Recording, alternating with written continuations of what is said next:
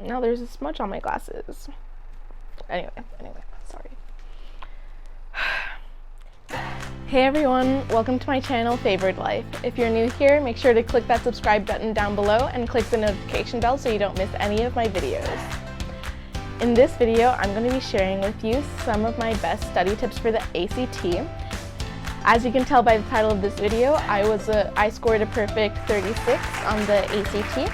And if you're interested in learning more about my stats and extracurriculars, I will link that in the info card up above. Without further ado, let's get into the video. Tip number 1. First, determine, should I even be taking the ACT? I know some of you may be rising seniors watching this video, and I know a lot of colleges for the 2020-2021 application cycle have gone test optional, but that's not really what I'm talking about, whether to still take the ACT. I'm mainly talking about if you should take the ACT versus the SAT. It is a myth that elite colleges prefer the SAT.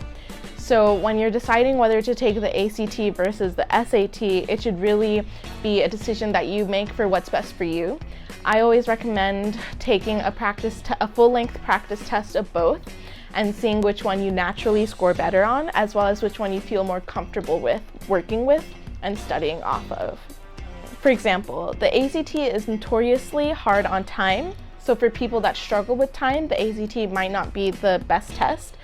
On the other hand, the ACT also allows you to use a calculator for all of the math section, which is something the SAT doesn't, so some people prefer that and choose to do the ACT for that reason. But there are a lot of different considerations in determining if you should do the ACT versus the SAT, and taking a full-length practice test of both is the best way to start to determine which one you should focus on studying on. Tip number 2 is set a goal. It's always a good idea to have a goal score that you're working towards. I took the ACT 3 times, and I didn't have a goal the first time, but I definitely had a goal the second and third time, and each time I was able to achieve that goal. Your goal doesn't necessarily need to be getting a perfect score. I think a great place to start when you're setting a goal is to go to the colleges that you're looking at applying to, looking on their website and admissions criteria and seeing their 25th percentile and 75th percentile test scores. It's a great idea to try to fall into that 25th to 75th percentile range to be competitive in their applicant pools.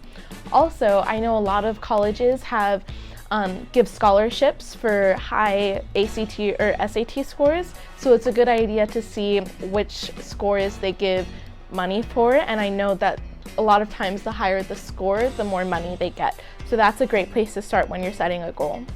But keep in mind, you also need to be realistic, so your goal should be adjustable, so make sure when you're practicing and trying to reach towards your goal, if you need to readjust it, that's perfectly fine.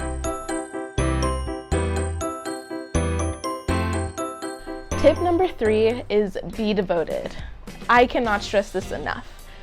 You really need to apply your mind and really study for these tests. Just like you set a goal for your score, you should set a goal for the amount of time you want to spend studying for this test. You should really find a set number of hours to study that works for you. Tip number 4, and that is start early. I really recommend starting as early as you can to study for these tests. No one wants to be in their senior fall trying to really study up and raise their score on the ACT. I recommend to try to aim to have your eventual end goal score by the time you start senior year, just because senior fall gets so busy, what with college applications and classes and activities. So I really recommend to try to be done with your testing by the time you start your senior year of high school. So with that said, starting early for you could look like studying when you're in your sophomore year of high school. I recommend planning out and having 3 to 4 test dates that you plan on taking the ACT, and you can spread those out to just try to get a lot of chances to increase your score. I personally took my first ACT when I was in 6th grade. With that said, I don't think anyone needs to start studying for the ACT when they're in elementary or middle school. It's something I did as part of a talent search program. I took my second ACT the summer after 9th grade, and I took my last ACT the summer before my senior year of high school. For me, it was a little bit odd though, because I graduated 1 full year early, so that kind of affected my testing date from my testing cycle and kind of my thinking when it came to that. But if you're like most people out there and taking a normal 4 years to do high school, I would recommend starting to think about and maybe even studying for the ACT when you're in sophomore year, and maybe take your first one at the end of sophomore year or the summer before junior year, and keep working to raise your score throughout junior year. Get a review book. I think it is so beneficial to have a review book to work off of. I personally use the Princeton review book, and I really liked how they had that structured. And along with that tip goes, use your review book, because they have amazing tips, and when you're reading through it, it really starts to make sense. So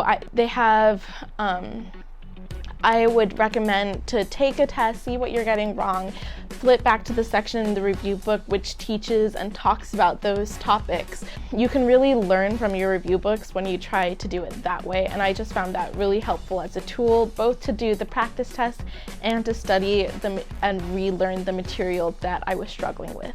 Along with this tip is use a lot of your resources. You have teachers that I'm sure are willing to help you with topics that you're struggling with.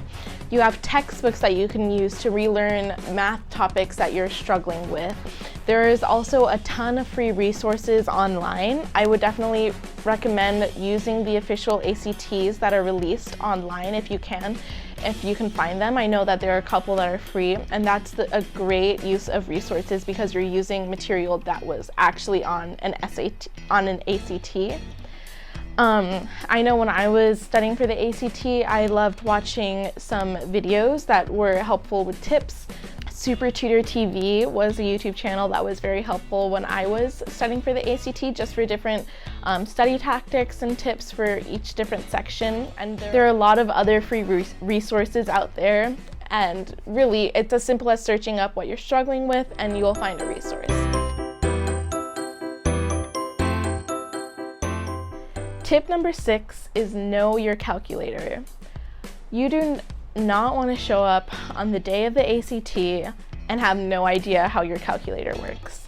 It's a great idea to really be practicing with your calculator as you're doing the math section and using a calculator that you know how to use. You know the certain tricks and capabilities it has to help you go quicker on your problems, because the last thing you want to do is spend valuable time messing around trying to get your calculator to work when you could be spending that time raising your score and getting more points. Along with that is bring extra batteries if you can, because you don't want your calculator to die on the day of the ACT. I used a TI-84 graphing calculator because that's the calculator I was used to using throughout high school, so it was a great calculator for me to use for the ACT because I knew how to use it. So know how to use your calculator and make sure that you bring your calculator to the day of the ACT. I had a friend who they assumed that they would provide calculators the day of the ACT and they didn't. So that was really unfortunate. Even though they were in a math classroom and there were calculators across the desk, the test proctor did not allow her to use that calculator. So really bring your own calculator, and along with that, make sure that your calculator is approved by the ACT, because you don't want to have to show up and have your calculator be taken away from you. So it's really easy to check if it's approved by the ACT by going on their website and looking at a list of approved calculators. Tip number 7, identify your struggles. This is a huge one because you don't want to spend your study time studying things that you're already fine with. If you're getting a perfect score on the science section each time, it doesn't make sense to continue studying for the science section as much as you study for the math section, in which you're getting like a 25. So identify your struggles and the areas that you need to work on, and spend your time devoting the most time to those subjects and those struggles. I, for one, had struggles with timing on the ACT. I would always run out of time when I was doing my sections, so I really had to focus on drilling my time and getting faster. So instead of doing full 3-hour plus length tests each time I had a study session, which for the record, I really don't recommend doing, I would break up my study sessions, and I would do maybe the last five questions on the math section in 7 minutes, or the first 20 questions of the math section in 15 minutes, or 2 passages on the science section in 10 or 11 minutes. But that's how I really focus, and trying to really get those times down so I would finish the sections with time to spare. That was my struggle that I identified: time. Other struggles may be content. So let's say you don't know your trigonometry for the math section. Identify that struggle and go back and really study trigonometry so you know that you can get those questions right. Let's say you struggle with reading comprehension. Maybe you'll have to start with slowing down on the reading passages and underlining the key information that you need. When you identify your struggles and master them, you'll find that you do so much better on the ACT. Tip number 8 is write justifications for your wrong answers. I think this is one of the best tips I can give because it really helps you master the questions that you don't know. So after you take a test and you score it and you see, oh, I got this, this, and this wrong, go back to this, this, and this, and instead of looking at the answer and saying, oh yeah, I understand why that's the right answer, try to rework the problem and reattempt the problem to see if you can get the answer right the second time. Once you do that, write a justification for that answer. So write out why this answer is correct.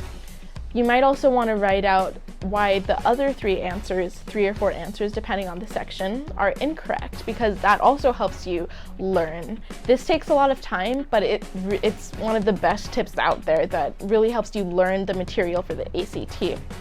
Along with that is, as you're taking the test, make sure to star or check mark or have some way of marking the questions that you didn't know so that you're able to go back to them in case you got them right, but you got them right just from guessing. You always want to make sure that you know inside and out why an answer is correct. So even if you got a question right and you don't fully know why, I do recommend going back to that question, reworking it, and justifying the answer for yourself why you got it right. There are justifications to be found in the answer keys of a lot of these review books, but at the same time, I recommend writing out your own justifications before you go and look at those, and using those as kind of a last resort to double check or to make sure that you're fully understanding in case that you weren't sure or really didn't know the answer to the question. Tip number 9 is pick a letter of the day. At the end of the day, when you're taking the ACT, there's always a chance that the proctor will say you have 1 minute left and you have 10 questions that you haven't answered. At that point in time, it's really a good idea to go and bubble in all the rest of the answers with the same letter. You have a better chance statistically of picking up more points when you use the same letter than if you go around and try to do different letters. And you have a chance of getting no points if you run out of time completely and don't bubble it in. You are not penalized for guessing on the ACT, so it's always a great idea to use your letter of the day when you are running out of time, and also use your letter of the day for questions that in the middle of the test that you're running out of time for or that you just don't know how to do. You don't want to waste your time trying to solve that question when you can get more points from doing other questions easily. So use that letter of the day. Tip number 10 is don't feel like you have to try to answer the questions the right way. On the ACT, especially the math section, there is more than one way to get to the right answer. There is no there are no extra points given for showing your work or doing it the right way, as long as you get the right answer. Mainly what I'm trying to say with that is you don't have to look at the question and then try to figure out the answer just by looking at the question. I always recommend to look at the answers to try to figure out what the right answer is. Use the answers to help you figure out what makes sense. For example, on the math section, you can use the answers, look at the answers, and immediately eliminate 2 because you see that 1 is too low or 1 is way too high. You can also try to figure out the answer by plugging in the answers on an algebraic equation instead of using the time to actually distribute the parentheses and do the exponents and try to figure out the answer that way.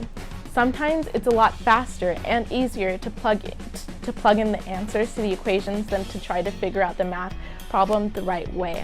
So it saves you time and helps you be more accurate and increase your chances of earning that point.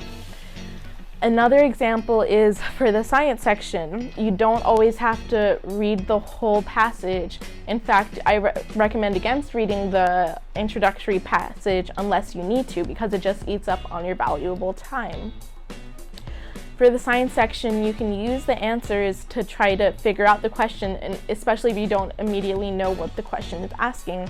And usually you'll be able to eliminate a couple that either don't make sense or you know for sure aren't the right answer, and increase your chances of picking that answer. My last tip for this video is to practice lightfield tests. It's always a great idea to try to recreate your testing environment. So as much as you can, try to sit up in a chair and a table and take the test that way. Don't try to lie down and study in bed and study for the ACT. Study under the time constraints that you'll be given, because you don't want to give yourself a false sense of security. That's not to say, though, that you can train up to doing things faster and faster, as long as you know, like in the beginning, you can train to do a passage in 12 minutes, even though your eventual pacing should be to do it in 8 minutes. But when you're closer to the test, you should be trying to study under those time constraints. Use a watch. Use a watch that you're going to bring to the test day to use, because you don't want to, on test day, you don't want to be looking around the room trying to find the clock, especially if it's behind you, because you don't want to be accused of cheating. So find a watch that you're going to be using on test day and use it as you're practicing. Don't try to use your phone as a watch or a stopwatch, because you won't be able to use your phone on test day.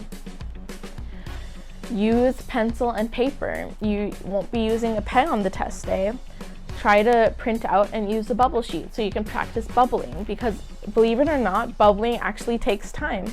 So if you're doing great on the ACT practicing by yourself, but you find that you're always running short on the actual test day, maybe it's because you're not practicing and including that time for bubbling when you're studying and practice. So as much as you can, try to recreate your test environment to be like it would be on the test day, so you're practicing the way you will test.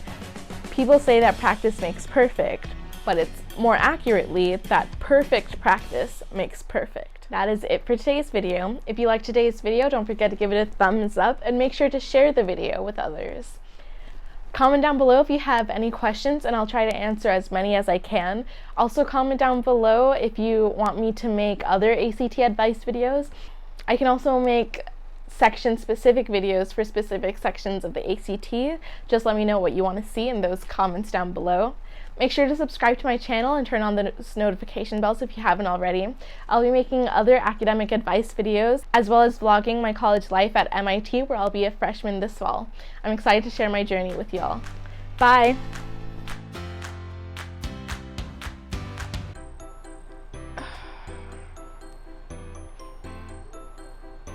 I think,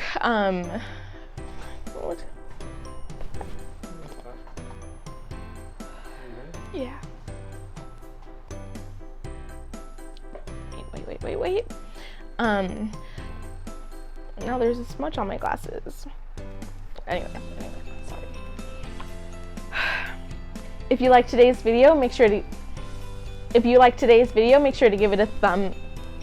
If you like today's video, don't forget to give it a thumbs up.